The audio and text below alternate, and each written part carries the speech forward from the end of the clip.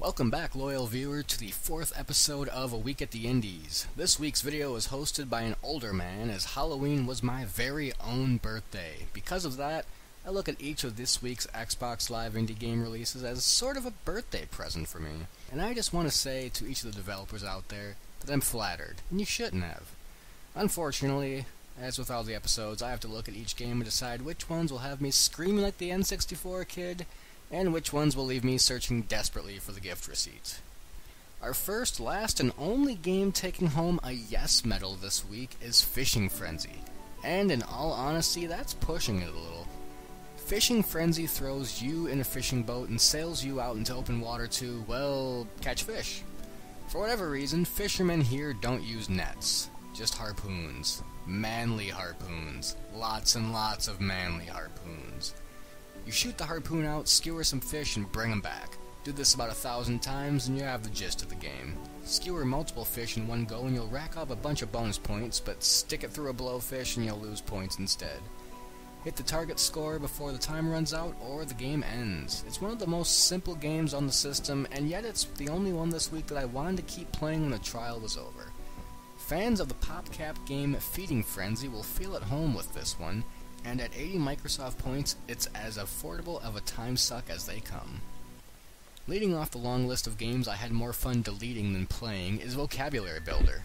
Now, let it be known that I don't have a problem with educational games. I played more Number Munchers and Where in the World is Carmen Sandiego in grade school than I probably should have. And right there, I just admitted to the world that I am, indeed, a fossil. Anyway, edutainment isn't really a bad thing.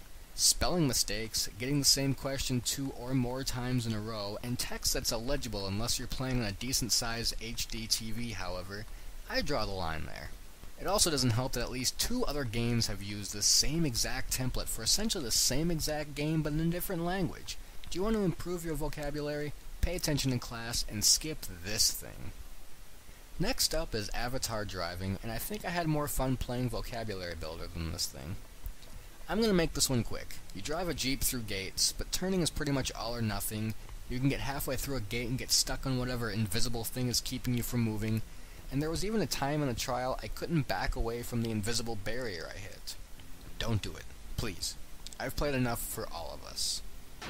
As much as I just griped about Avatar Driving, at least I could control the car. With Space War, not so much. Space War is an arena shooter, but in space. Kind of. When I started the game, I was thrown into a giant space station or hangar or something with a bunch of other ships. Are they on my team? Do I shoot them? Who knows? Don't worry too much about them shooting at you, though. They only spin around and shoot randomly. Shooting an enemy results in the screen giving you a seizure. I swear the last few weeks have been very epileptic hostile. If you pick a space level, prepare to laugh as you see the obvious borders of a giant cube with JPEGs plastered onto it as a background. Oh, and it's not fun. I guess I could have started with that. Remind me to do that next time. And the merciful end to our list of no, please, no is Befuddled Bears. Did you remind me to say it? Good. This game isn't fun. Befuddled Bears is a puzzle game kind of like Bust-A-Move, only you get rid of pieces instead of put more on the screen, and there's no color requirement for what you shoot at. So, pretty much you just shoot at the puzzle playfield until you get bored. Every time I play it, I get reminded that there's a limit of 40 hexagons that can be put on the screen, but every game I wish they'd show up faster so I could actually aim at more than one. Maybe this is designed as baby's first puzzle game? I hope that baby has somebody navigating the menu, because selecting certain things keeps you from even being able to start a simple game. Hell, getting this game to start was a puzzle for me. The rest felt like a sort of punishment for taking too long. As much as it pains me to say pass on a puzzle game, pass. First on our list of maybe so is this weird little party game, Easy Medium Egghead.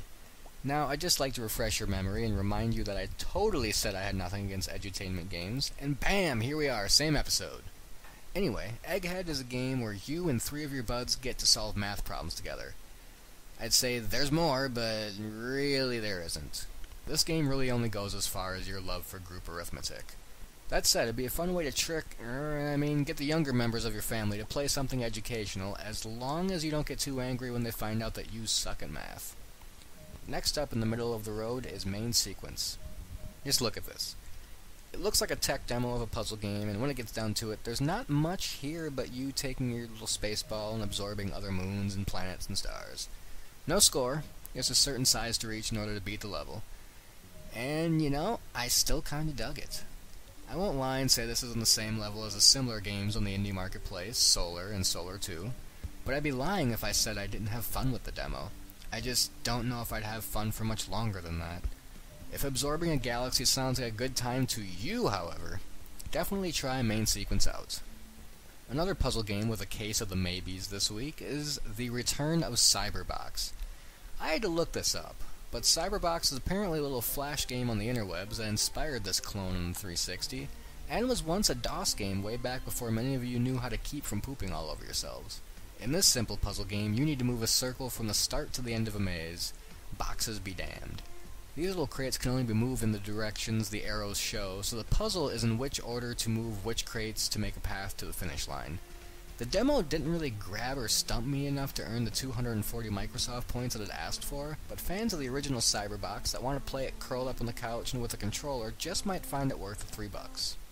And our last for the week is this Halloween-themed first-person shooter, Demon House.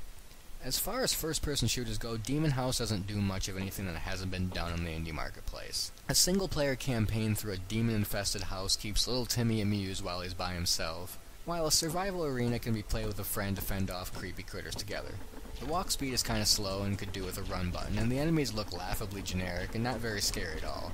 But all in all, it's worth $1 if you want something to shoot and for whatever reason you don't have BioShock or Borderlands sitting right there in front of you.